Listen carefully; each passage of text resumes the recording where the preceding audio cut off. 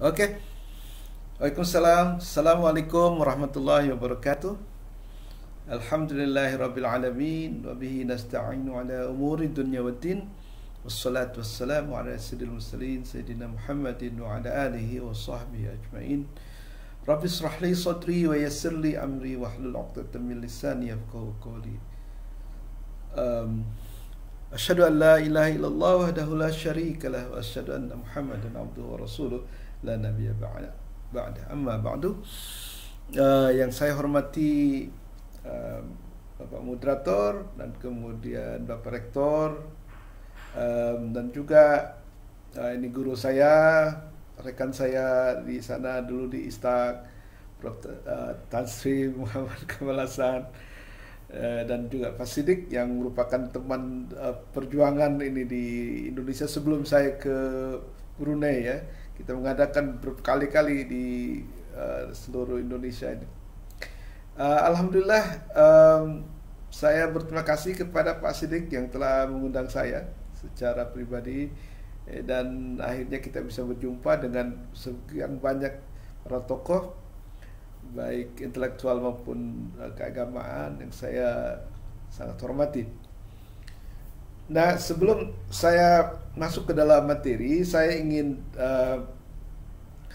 mengatakan seperti ini. Jadi kajian ini luas sekali ya, dan untuk itu sebenarnya saya rekomendasikan ya, ada 3 buku yang saya kira perlu setiap IAIN atau IAIN Madura itu dimiliki, yang pernah saya tulis. Yang pertama adalah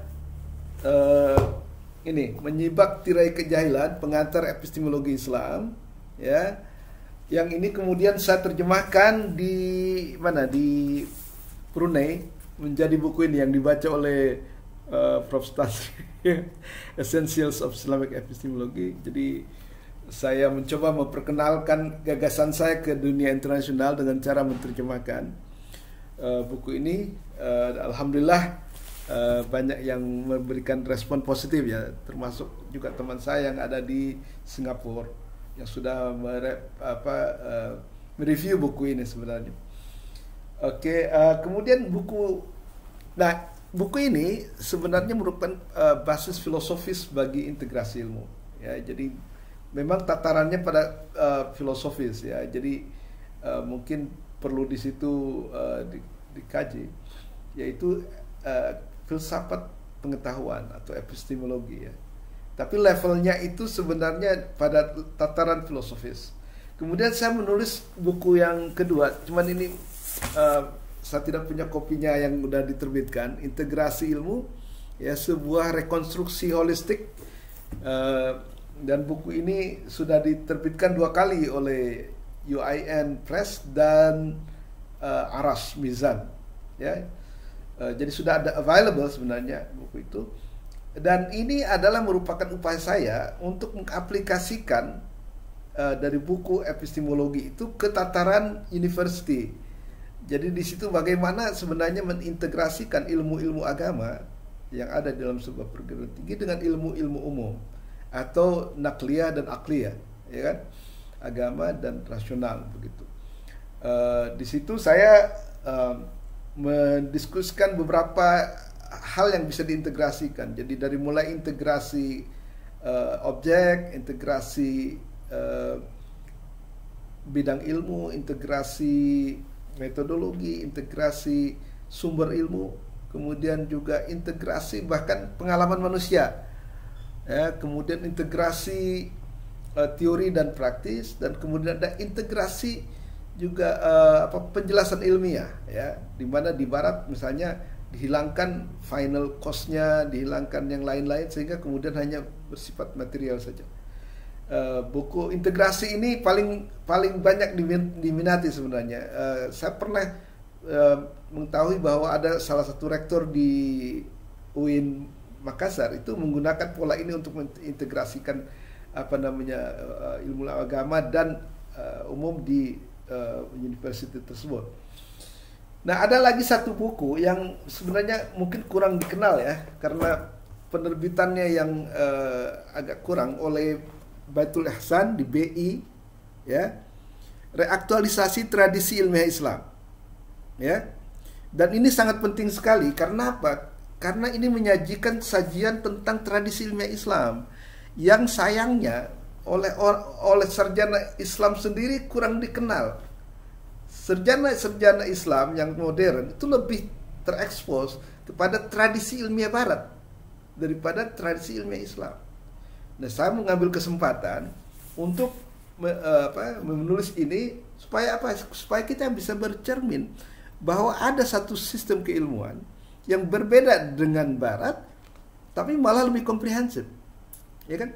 Buku ini sebenarnya menampilkan beberapa kunci rahasia, ya, dari keberhasilan baik itu sistem pendidikan, lembaga pendidikan maupun yang lain-lain yang telah menghasilkan begitu banyak tokoh, ya, begitu banyak tokoh yang luar biasa. Kita boleh mengklaim sekarang ini bahwa kita sudah menggunakan sistem pendidikan yang canggih, tapi mana hasilnya?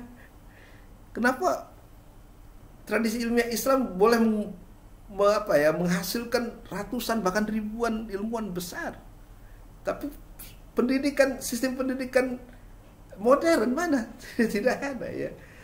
Oleh karena itu saya melihat bahwa sebenarnya saya prihatin sebelum menulis ini, kenapa misalnya Asia Tenggara, di mana itu muslim terbesar di dunia, tidak menghasilkan suatu sumbangan yang signifikan kepada dunia seperti pada masa lalu.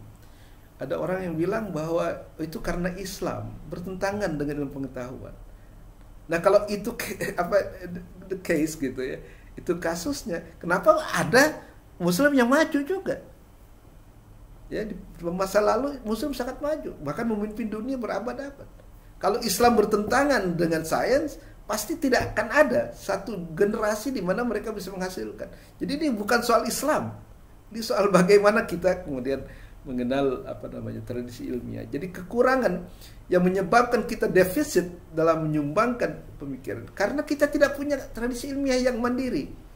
Ya, kita mempelajari tradisi ilmiah Barat juga tanggung, tidak sepenuhnya, dan kita juga melupakan tradisi ilmiah Islam yang sudah sebenarnya begitu hebat, dan itu pada akhirnya mereka bisa menghasilkan sebuah epistemologi yang berbeda, ya.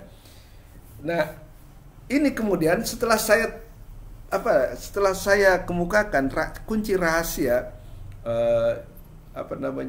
prestasi ilmiah Islam pada masa lalu, kita terserah kepada kita apakah kita mau mengikuti jejak mereka itu, ya, yang bisa menulis misalnya seperti At-Tabari menulis 40 halaman, ya, muka surat setiap hari selama 40 tahun, ya kan? Ibnu Sina menulis dalam 6 bulan menyelesaikan 28.000 masalah filsafat misalnya. Nah, jadi saya tawarkan, apakah kita mau berleha-leha saja, ya kan?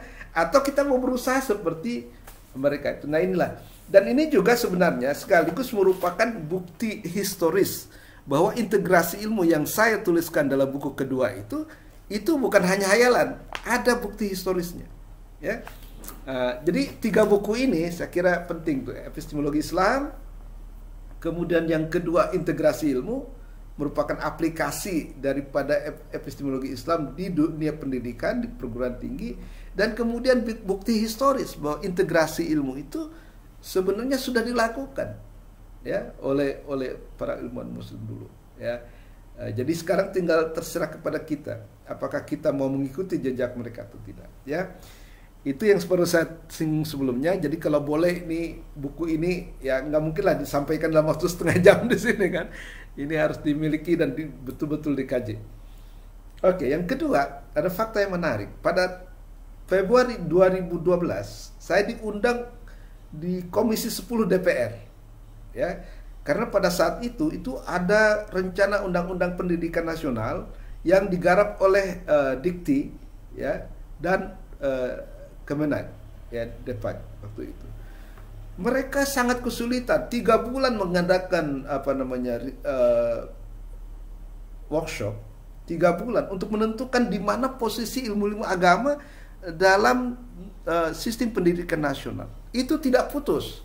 Udah 3 bulan mereka, karena kalau tidak bisa digolkan itu terancam itu. Jadi ilmu agama itu terancam masuk ke dalam mungkin humaniora dan sama dengan budaya gitu. Jadi tidak punya posisi ilmiah yang kuat.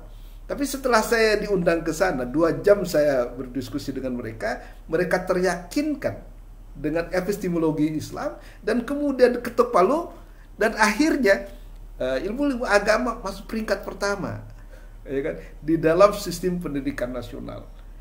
Nah, apa isinya? Nah, ini yang akan saya kemukakan. Sehingga itu sumbangan saya paling tidak ya dalam tingkat nasional, di mana sekarang posisi ilmu agama itu secure dalam sistem pendidikan nasional. Nah, dan apa yang menyebabkan mereka yakin itu karena ada sistem epistemologi Islam itu, ya. Nah, karena itu maka saya mau mencoba mendiskusikan beberapa poin nih, 1 2 3 4 5, tapi pendek-pendek ya. Pertama, apa itu epistemologi? Nah, epistemologi itu kalau menurut Datuk Osman Bakar itu di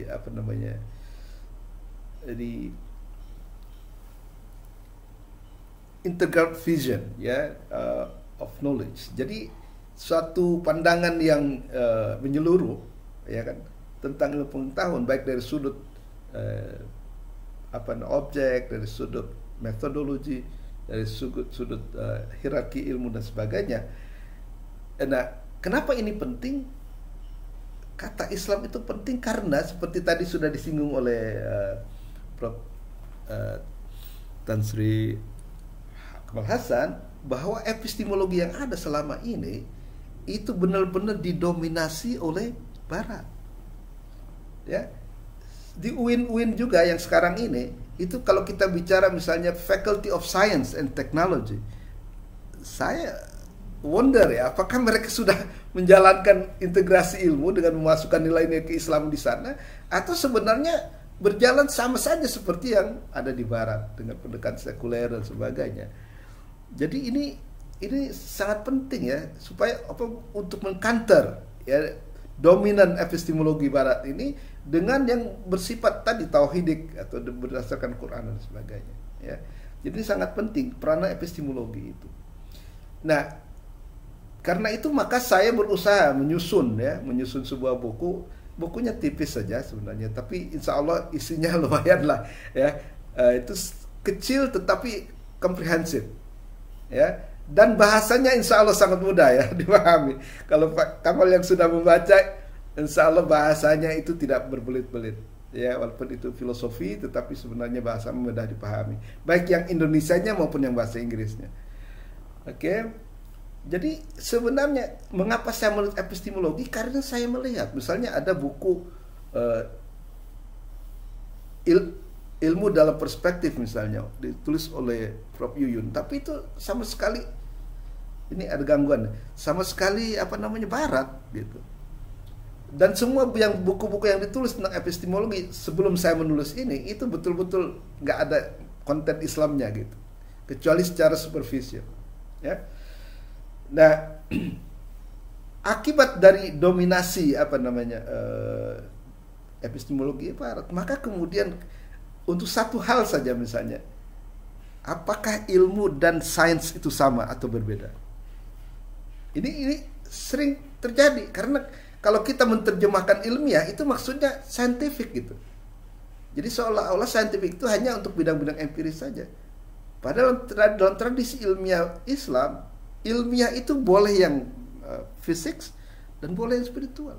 Oleh karena itu maka sejauh itu disebut ilmu, apakah itu al-ulumul tabi'iyah, natural science, atau riyadhiyah, mathematics, atau ilahiyah, atau bahkan ilmu-ilmu seperti ilmu kalam dan sebagainya, ketika dikatakan ilmu maka dengan metode tertentu dia katakan ilmiah. Jadi bidangnya itu mempunyai posisi ilmiah yang secure gitu. Kalau di Barat, karena dia hanya memandang objek-objek yang fisikal, maka ilmu-ilmu yang tidak empiris itu dianggap tidak sah, tidak mempunyai jadi status ilmiahnya, scientific statusnya itu diragukan.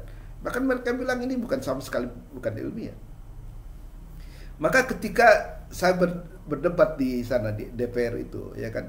Ada yang bertanya, apakah ilmu-ilmu Islam, ilmu agama bisa dimasukkan sebagai scientific? Saya bilang, kita mau gunakan apa? Kalau mau menggunakan Barat, ilmu-ilmu agama karena dia berhubungan dengan dunia yang metafisik, tidak mungkin dikatakan ilmiah. Tapi kalau menurut epistemologi Islam, ya semua yang disebut ilmu itu bukan sembarangan knowledge, ya. Ya. Jadi seorang ulama mengatakan al ilmu itu ma'rifatus syai' ala ma huwa bihi. Pengetahuan tentang sesuatu sebagaimana adanya. Jadi ilmu itu adalah sebuah disiplin, dan sebuah disiplin pasti ada metodologinya, dan kalau kita menjalankan dengan baik maka itu ilmiah.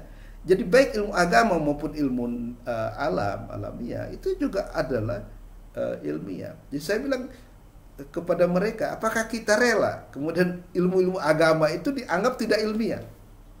Kalau menurut Barat, tapi kalau menurut epistemologi Islam sama-sama ilmiah, gitu.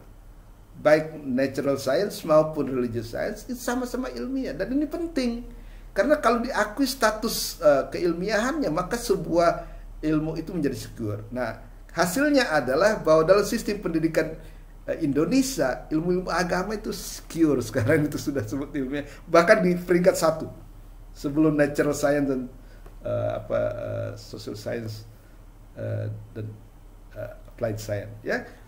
Nah, jadi kita punya epistemologi. Jadi jangan terlalu khawatir nanti tidak diakui oleh Barat, gitu ya kan. Ya, Barat mengembangkan epistemologi sekuler karena mereka masyarakat sekuler. Ya, dalam Quran dikatakan faman syafal yakfur faman syafal yumin. Jadi kalau manusia itu bisa kafir, bisa mumin. Dan kalau mereka memilih kafir, tentu saja ilmu yang dibinanya akan berorientasi pada ateistik. Nah, yang bingung kan kita memilih mukmin tapi masih menggunakan produk yang istilahnya dari sekuler. Nah, itu yang perlu kita perbaiki. Ya. Jadi ini sangat penting sekali. Jadi ilmu itu dari sudut disiplinnya, sistematiknya, rasionalnya itu sama dengan sains. Ya. Tapi dari sudut scope ilmu itu tidak sama. Karena sains itu hanya bidang-bidang empiris, fisikal. Sedangkan ilmu agama, ilmu dalam Islam, ya, ilmu itu boleh diaplikasikan pada ilmu-ilmu fisikal maupun yang non fisikal. Jadi itu penting sekali menegakkan status ilmiah, the scientific position of religious science. Dan alhamdulillah negara Indonesia sudah mengakuinya. Cuma masalahnya adalah bagaimana mengembangkannya itu kepada mengaplikasikannya pada dunia pendidikan. Ini yang belum, gitu. Jadi kalau payungnya sudah cukup secure kita, ya. Jadi ilmiah itu biasanya merupakan terjemahan dari scientific. Tapi kalau itu yang dimaksud maka kemudian ilmu agama itu tidak ilmiah. Nah, ini yang bahaya, ya kan? Padahal sebenarnya dalam epistemologi Islam mereka punya status ilmiah yang luar biasa. Bahkan tadi Prof. Kamal menyinggung telah hierarki, ya, hierarki. Jadi dalam Barat tidak ada hierarki, sama saja itu. Tapi dalam Islam ilmu mempunyai hierarki. Kenapa? Karena juga ada hierarki wujud, ya kan? Sebenarnya kan ilmu itu adalah kesesuaian antara apa yang ada dalam pikiran, azan, dengan ayan, realitas di luar diri. Dan kita yakin bahwa yang ada itu bukan hanya fisik, tapi juga ada yang imaginal dan ada yang spiritual. Nah, yang imaginal dan spiritual itu tidak berarti tidak ada. Bahkan dalam Islam, Tuhan misalnya sebagai objek metafisik yang paling tinggi itu mempunyai kedudukan yang sangat tinggi. Sehingga ilmu yang mempelajarinya pun punya posisi yang, yaitu metafisik, itu punya posisi yang tinggi. Karena apa? Karena kalau kita punya hierarki wujud, maka kita harus punya hierarki ilmu. Nah, ilmu agama itu punya posisi yang sangat tinggi. Ya, jadi tidak bisa disamakan misalnya dengan fisika dan sebagainya. Nah, oleh karena itu maka ya kan IAIN misalnya mengkaji tentang ilmu-ilmu agama itu sangat penting, gitu. Nah, tapi juga kita jangan melupakan ilmu-ilmu umum, karena nanti IAIN ini insya Allah akan berkembang menjadi UIN, ya, Sehingga di situ nanti fakultas yang umum dan fakultas yang agama itu bisa diintegrasikan. Tapi apakah sudah ada konsep bagaimana integrasi itu dilakukan, ya? Jadi integrasi ilmu itu dalam buku saya integrasi ilmu itu sebenarnya ada integrasi objek. Kenapa integrasi objek dibicarakan? Karena telah terjadi divisi oleh Barat antara objek ilmiah dan objek non-ilmiah. Jadi mereka hanya mengakui sah objek-objek yang empiris. Di luar yang itu, mereka tidak anggap sah. Contoh misalnya, dalam psikologi, mereka tidak mengakui keberadaan jiwa, hati, nafsu. Karena apa? Itu tidak empiris. Nah, kalau kita kemudian membangun Faculty of Psychology di universitas kita, sementara kita menggunakan kriteria Barat, maka ruh, qalb, nafs, apalagi itu tidak ada tempat. Karena itu akan dibilang tidak ilmiah. Kecuali kita menggunakan epistemologi Islam. Maka sangat penting bagi sebuah universitas itu untuk menerapkan dulu epistemologi Islam. Kalau sistem universitas sudah Islamik, maka kita tidak perlu lagi menggunakan ekonomi Islam, ya kan, matematik Islam, tidak perlu lagi karena sistemnya sudah dibangun. Tapi kenapa saya misalnya masih menggunakan istilah psikologi Islam? Itu untuk membedakan antara psikologi yang dikembangkan oleh ilmuwan Muslim dengan psikologi yang dikembangkan oleh dunia Barat. Kalau kita tidak bedakan, maka mereka mengatakan, nah ini bukan psikologi ini. Menurut kriteria Barat ini bukan psikologi. Karena apa? Sekarang itu psikologi bukan lagi mengkaji jiwa, tapi science of behavior. Kenapa behavior? Karena behavior bisa di-empiris, bisa diteliti. Maka semua unsur-unsur yang bersifat non-fisik itu disisihkan. Nah, kalau UIN misalnya atau IAIN masih belum menggunakan epistemologi Islam, maka kita masih perlu mengatakan ini psikologi Islam. Karena apa? Karena nanti akan membahas hal-hal yang dianggap tidak ilmiah oleh Barat, ya. Jadi untuk sementara kita masih gunakan itu. Tapi kalau kita berhasil membangun epistemologi Islam dalam sebuah perguruan tinggi, maka semua akan ikut. Nah, inilah perjuangannya. Kita harus lihat di mana fakultas mana yang masih menggunakan Barat gitu, pendekatan Barat, dan belum diislamkan, mana yang sudah diislamkan. Ilmu-ilmu agama tadi seperti disinggung juga oleh Prof. Kamal, tidak perlu lagi diislamkan barangkali, ya. Malah perlu diilmiahkan supaya lebih meningkat. Karena apa? Karena sudah berbasis kepada tauhid. Yang harus diislamkan itu adalah ilmu-ilmu umum, misalnya tadi ekonomi, ya kan, kemudian juga natural science, social science dan sebagainya. Dan kita perlu banyak sekali belajar dari para ilmuwan Muslim. Saya diminta oleh Universitas Muhammadiyah di Jawa itu untuk membicarakan bagaimana penelitian ilmiah yang didasarkan kepada epistemologi Islam. Sebenarnya ada, tapi ya itu nanti saja, ya. Jadi kenapa kita perlu mengintegrasikan objek? Karena di Barat objek yang non fisik dipisahkan. Di Islam sebagai orang yang percaya kepada Tuhan, kepada malaikat, kepada hal yang spiritual, maka kita tidak boleh mengeluarkan objek-objek non fisik itu sebagai sesuatu yang tidak berguna. Kita yakin bahwa Allah itu ada, maka harus ada teologi. Kita yakin bahwa akhirat itu ada, maka ada eskatologi. Kita yakin bahwa ruh itu, jiwa itu ada, maka ada psikologi, ya kan? Nah, tapi kalau kita mengikuti Barat, maka kita ilmiah itu, penelitian ilmiah hanya berfokus pada yang fisik saja, dan itu tidak akan sesuai dengan nilai keagamaan. Nah, sekarang tantangannya bagaimana mengislamkan ilmu-ilmu sosial dan ilmu natural itu. Nah, itu sebenarnya kita harus belajar banyak dari para ilmuwan Muslim. Ada Ikhwanus Sofa, ada Ibnu Sina, ada yang lain-lain yang sudah berusaha, ya, mengislamkan itu secara tidak langsung. Kenapa? Karena Ibnu Sina dan macam-macam itu diakui sebagai saintis oleh Barat, sementara mereka itu beriman kepada Allah. Kan menarik tuh, seorang saintis tulen, ya, tapi dia beriman kepada Allah. Bagaimana mereka mensintesakan antara sains dengan itu kita harus belajar dari mereka. Dan saya banyak sekali belajar dari mereka. Ya, contoh, Ikhwanus Sofa mengatakan bahwa Allah tidak menciptakan rasa sakit kepada tumbuhan ketika disengat oleh matahari. Kenapa? Nah, ini kan kalau di dalam biologi modern nggak ada tuh, ya kan?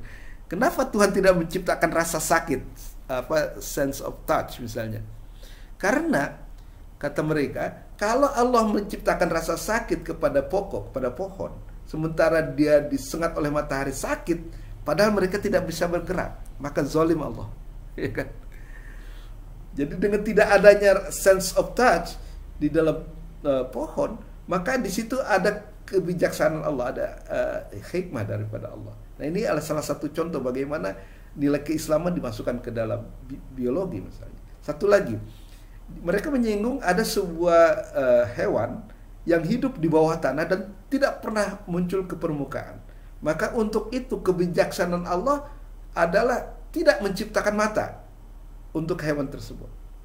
Karena apa? Karena mata itu tidak bakal digunakan.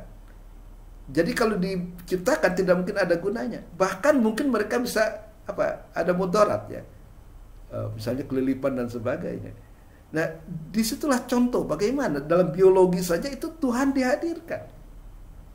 Sehingga kemudian orang melihat wah, bahwa biologi atau zoologi dan sebagainya itu adalah sebenarnya penuh dengan nilai keislaman. Ya.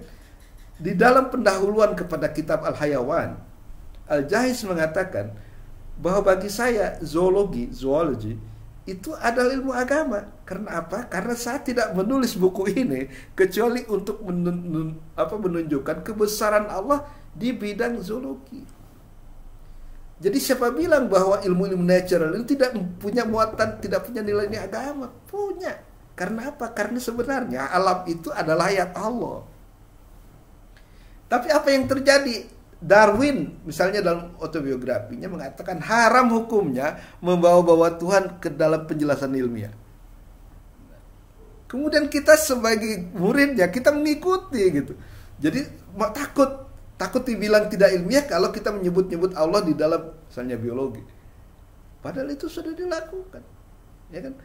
Jadi kita harus benar-benar bercerminlah kepada kepada ilmuwan-ilmuwan Muslim dulu bagaimana mereka mengintegrasikan ilmu-ilmu umum ini ya, dengan nilai-nilai keislaman seperti itu.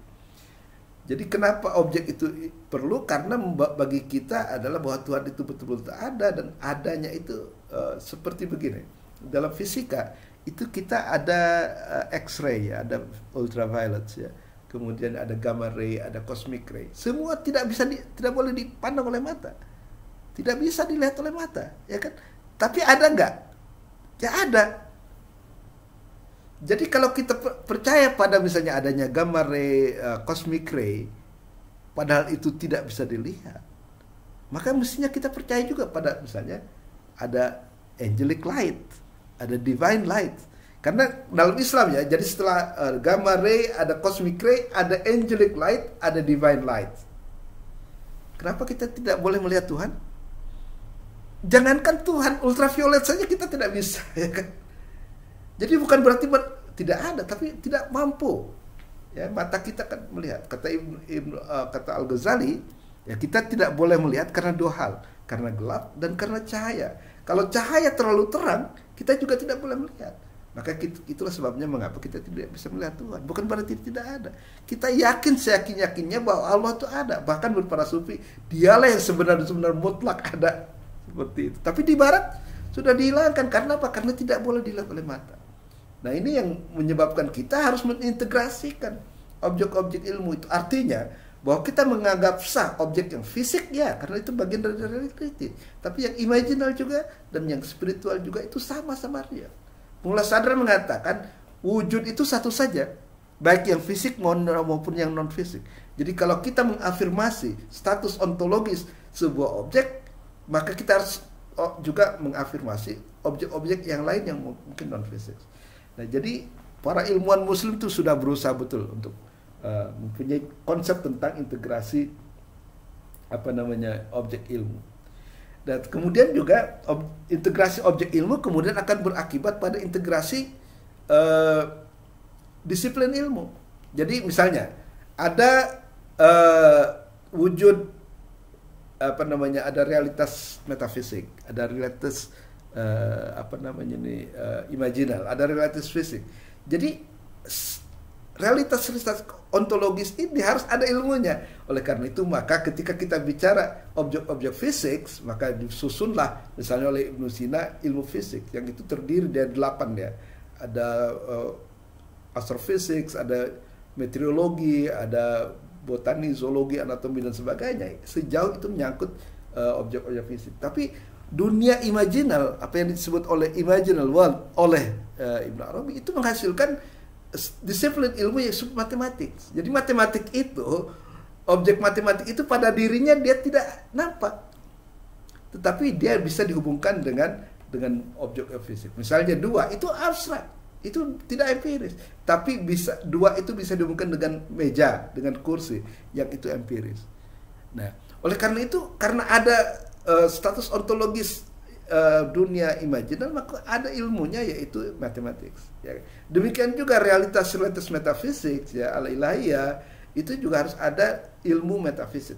Karena itu maka ketika objeknya diintegrasikan, maka bidang ilmu juga harus diintegrasikan. Nah itu. Kemudian metode ilmiah. Sebenarnya 2 pertanyaan epistemologi yang penting. Apa yang kita boleh ketahui? What you can know. Kemudian kalau sudah dijawab, kemudian bagaimana mengetahuinya? Nah, pertanyaan ini kalau ditanyakan kepada orang Barat, maka dia mengatakan apa yang kita bisa melihat adalah segala sesuatu sejauh itu adalah bidang yang observable. Objek apa saja yang observable. Tapi kalau kepada Islam kita tanya pertanyaan itu, maka jawaban mereka kita boleh mengetahui bukan hanya yang fisik tapi juga yang non fisik.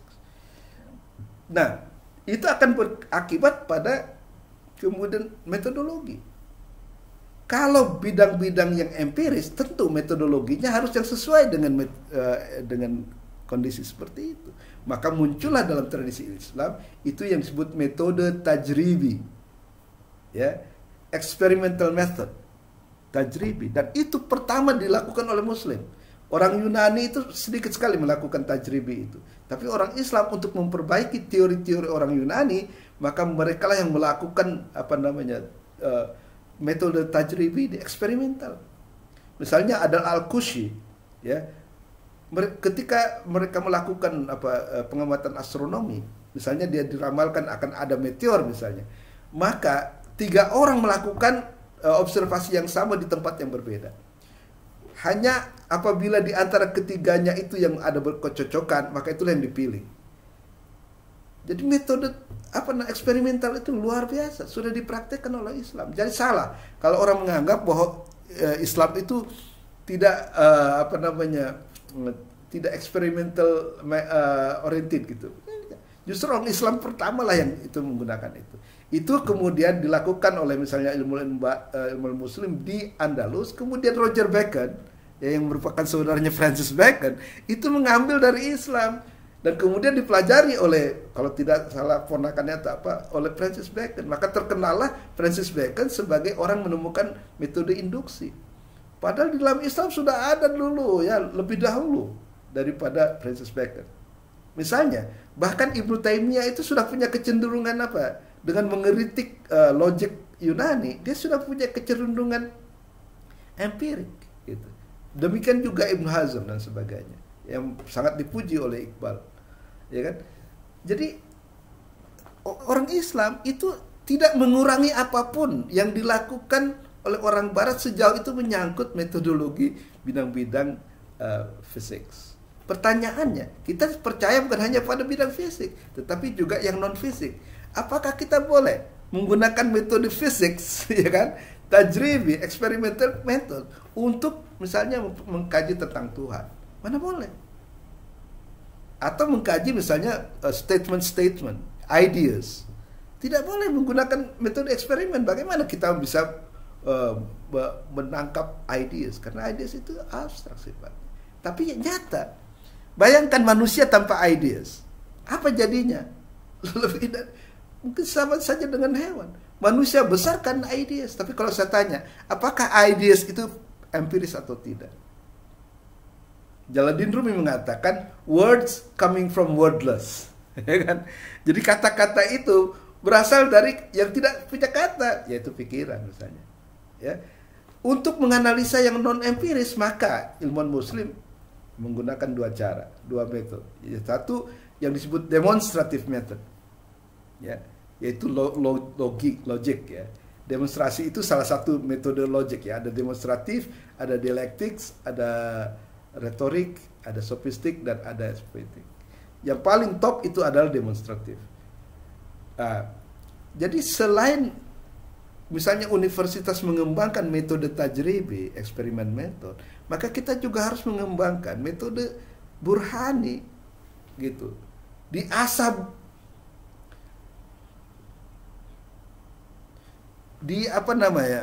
itu harus diperkenalkan juga metode logika itu. Kata tadi Prof. Kamal Hasan mengatakan, bahkan Al-Ghazali juga mengatakan penting sekali logika itu. Dan orang Islam seperti Ibnu Sina itu menulis 8 kitab tentang logika. Tapi di mana kita sama sekali bahkan nggak pernah diperkenalkan itu. Kalau di universitas metode burhani ini juga betul-betul diasah, maka itu kita akan menjadi excellent university saya kira ya. Di samping tadi tajribi juga harus ada burhani. Tapi lebih dari itu, akal dan indera saja tidak cukup. Islam memperkenalkan sebuah metode yang disebut irfani. Yang irfani ini berkaitan dengan metode intuisi.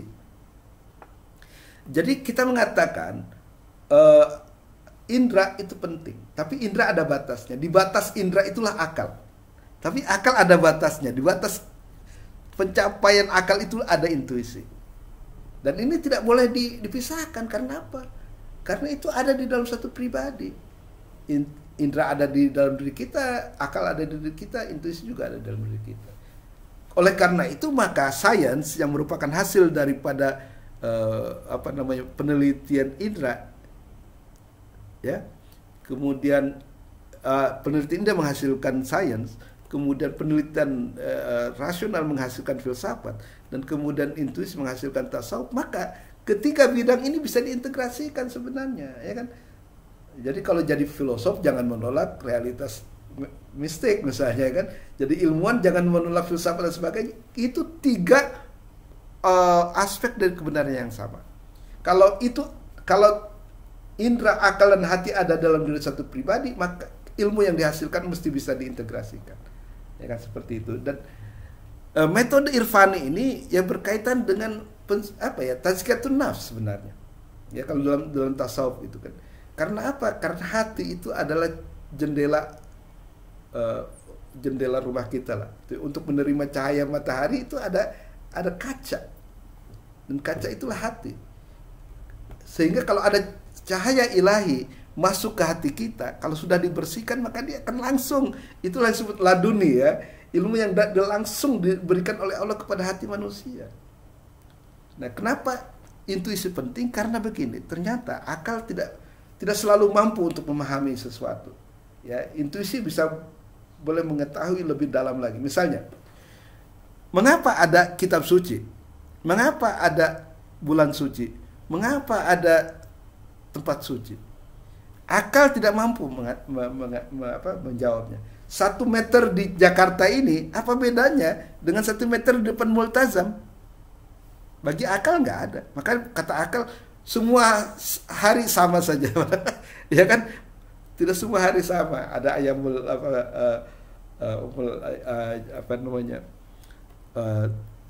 penghulu hari dan sebagainya. Itu sama. Hanya hati yang bisa, ya, hanya intuisi yang bisa memahaminya. Ya, misalnya, bayangkan seorang sufi menganggap Tuhan kekasih dan Al-Quran adalah surat dari sang kekasih. Nah, kalau mendapat surat dari sang kekasih, apakah surat itu akan sama dengan surat-surat yang lain? Tentu saja tidak. Nah, Rumi mengatakan cinta itulah intuisi. Jadi kalau ada cinta, maka banyak misteri yang bisa diselesaikan. Kalau kita berdua, misalnya di sebuah rumah dengan kekasih kita, dan kalau itu misalnya katakan dibandingkan dengan Baitullah, kemudian di Baitullah kita merasakan kehadiran Tuhan, maka rumah itu pasti berbeda. Rumah, tempat, ruang, waktu berbeda kalau kita bersama kekasih kita. Cinta, itulah yang bisa menjelaskan kenapa ada kitab yang suci, ada yang tidak suci, begitu. Oleh karena itu maka ketiganya harus diintegrasikan. Jadi indera, akal, dan hati. Karena dari hati inilah para sufi, para aulia mendapatkan ilham, dan dengan hati ini juga lah para nabi mendapatkan wahyu seperti itu. Nah, ini kadang-kadang di barat itu ditolak. Yang benar itu hanyalah direct observation dan calculation, kata Laplace. Jadi don't trust anything but direct calculation, direct observation and calculation. Ya kalau hanya itu saja maka intuisi, wahyu itu tidak ada tempat dalam tradisi ilmiah barat, ya. Oke. Nah, yang terakhir kalau masih boleh, ini saya ingin mendiskusikan tentang basis filosofis integrasi ilmu agama dan ilmu umum. Dan ini sangat penting sekali dipahami oleh sebuah universitas, ya. Menuntut ilmu sebenarnya artinya seeking the truth. Ya, artinya mencari kebenaran, dan kebenaran itu yang mutlak adalah Tuhan.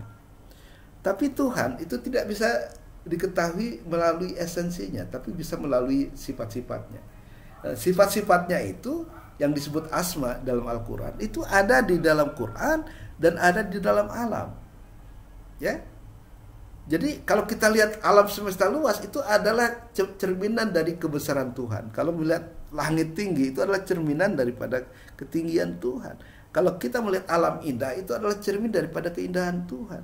Dan kalau kita melihat kasih sayang itu adalah kasih sayang Tuhan yang ada di alam. Maka saya bisa mengatakan bahwa sebenarnya baik ilmu agama yang berdasarkan kepada Quran yang merupakan ayat kauliyah maupun alam yang merupakan ayat-ayat kauniyah itu sebenarnya bisa bersatu. Karena apa? Karena baik alam sebagai sumber ilmu umum dan Quran sebagai ilmu agama itu sama-sama ayat Allah. Masalahnya sekarang adalah karena pengaruh barat, kita seorang ilmuwan, seorang ahli biologi, ahli fisika tidak lagi membaca alam sebagai ayat Allah. Sehingga terjadilah konflik. Karena kita masih membaca Quran sebagai ayat Allah, tapi tidak membaca alam sebagai ayat Allah, maka terjadilah konflik. Kalau kita membaca alam juga, ya sebagaimana ayat Allah, maka akan bersesuailah antara ilmu agama dengan ilmu umum. Ya, karena jelas dikatakan inna fi khalqis samawati wal ard wa ikhtilafil laili wan nahar la ayatul lil albab. Bahwa sebenarnya dalam penciptaan langit dan bumi yang berupa ruang dan pergeseran siang dan malam, yaitu merupakan waktu, itu adalah tanda-tanda kebesaran Allah. Sanurihim ayatina fi afaq wa fi anfusihim hatta yatabayyana annahu haqqur rabbih.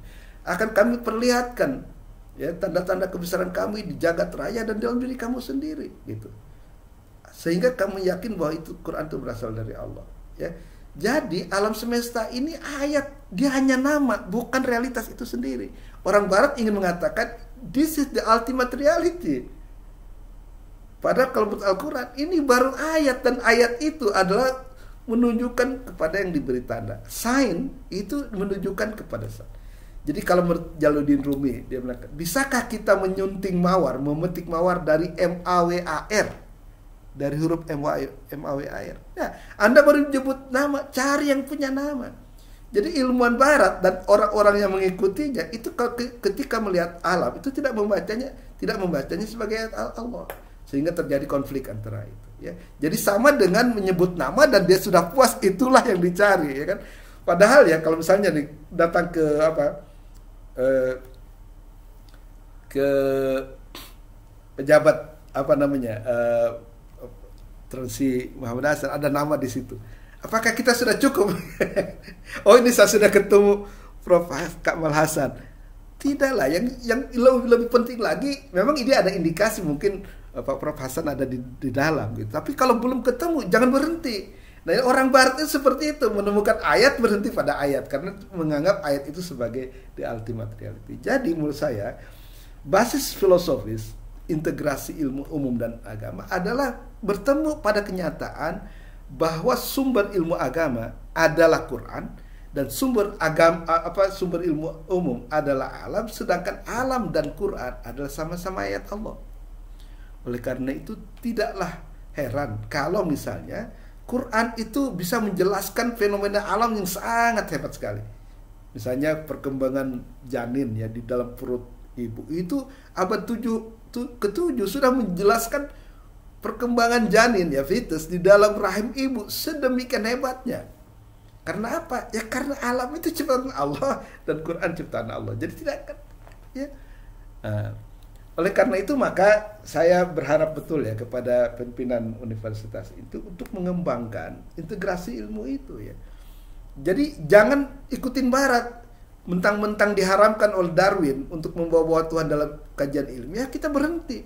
Itu tidak Islami. Karena bagi Islam alam itu ayat Allah. Dan sebagai ayat Allah dia akan membawa kita kepada Tuhan. Nah, inilah yang disebut reasoning. Dari untuk mengetahui yang al-majhul dari yang al-maklum gitu kan. Sehingga dari situ diambil kesimpulan bahwa tidak mungkinlah alam yang begitu rapi, harmonis dan sebagainya tercipta dengan sendiri, tidak mungkin. Mesti ada satu zat yang maha tahu bagaimana menciptakannya, bagaimana memeliharanya, dan itulah Tuhan. Nah, itulah yang dikerjakan oleh para ilmuwan termasuk filosof Muslim. Ibnu Sina misalnya memberikan bukti adanya Tuhan dengan dalil al-imkan. Al-Kindi dengan dalil al-hudus, dan Ibnu Rus dengan dalil al-inayah. Ketiga-tiganya itu mencoba membuktikan adanya Tuhan melalui pengamatan alam. Jadi harusnya seperti itu. Kita jangan berhenti. Karena Al-Quran juga begitu. Al-Quran sudah mengajarkan ya bagaimana melakukan observasi. Observasi tidak hanya melihat begitu saja, tidak hanya menengok begitu saja. Afala yanzuruna ilal ibili kaifa khuliqat. Jadi kalau mau meneliti, mengadakan pengamatan terhadap ibil atau hewan, jangan hanya dilihat itu saja, tapi kaifa khuliqat, bagaimana sampai tahu bagaimana dia ciptakan. Kalau melihat ila sama kaifa rufiat. Kalau melihat alam semesta, jagat raya, kita juga harus bertanya dan mengetahui bagaimana itu diciptakan, bagaimana ditinggikan. Bahkan kalau melihat gunung, itu juga jangan hanya seperti itu. Cari tahu bagaimana formasi gunung itu terjadi. Sehingga dengan itu maka kita akan menjadi geologis, menjadi astronomer, menjadi ya kan dan sebagainya, ya kan. Nah, tapi Al-Qur'an tidak berhenti di situ. Ada pertanyaan, ketika sumurmu kering di waktu pagi, siapakah yang membuatnya melimpah? Manusiakah? Bukan. Ketika kau lihat ada langit menurunkan hujan dan menghidupkan bumi yang mati, siapakah yang menurunkannya? Jadi ada pertanyaan-pertanyaan seperti itu yang menantang manusia untuk melakukan reasoning. Bukan hanya observation, tapi reasoning. Menggunakan logic dan sebagainya. Untuk sampai kepada kesimpulan mengetahui yang al-majhul daripada yang al-ma'lum. Nah, saya kira itu ya, mudah-mudahan bermanfaat. Nanti kalau ada pertanyaan itu boleh kita inikan saja, kita kembangkan lagi. Demikian saja, lebih kurangnya saya mohon maaf. Billahi taufiq wal hidayah. Wassalamualaikum warahmatullahi wabarakatuh.